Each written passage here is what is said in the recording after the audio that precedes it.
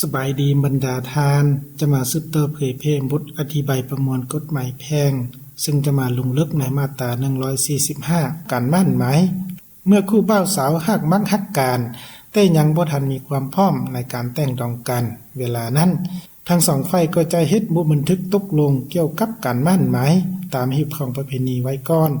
โดยฝ่ายใส่จะนำเอาทรัพย์สินวัตถุมีค่าไปไว้นำหรือบ่ไว้นำฝ่ายหญิงก็ได้การมั่นหมายจะเฮ็ดหรือบ่เฮ็ดก็ได้แต่บ่ให้มีผลสะท้อนทางด้านกฎหมายนะตัวนี้เป็นเนื้อในของมาตรา145นะและต่อมาจุดประสงค์ของมาตรานี้ก็เพื่อกำหนดบรรดาเงื่อนไขให้คู่บ่าวสาวที่มีความมักฮักกันและอยากมีไสพพันธ์ครอบครัวนำกันอย่างสมบูรณ์แบบน่านกฎหมายสามารถสร้างเงื่อนไขเพิ่มให้คู่บ่าวสาวเติมอีกและเพื่อให้ฮู้เกี่ยวกับความหมายและผลสะท้อนทางด้านกฎหมายของการมั่นหมายตัวนี้ถือว่าเป็นจุดประสงค์ของมาตรานี้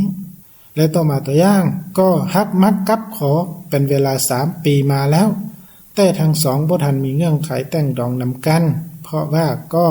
ฝ่ายใส่ต้องได้ไปปฏิบัติพันธะป้องกันชาติ2 ปี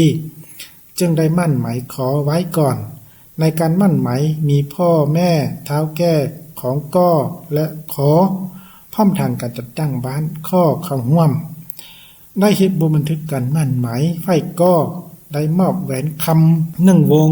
ให้ฝ่ายขอเพื่อเป็นการมั่นหมายตัวนี้ถือว่าเป็นตัวอย่างสถานการเผยแพร่มาตรา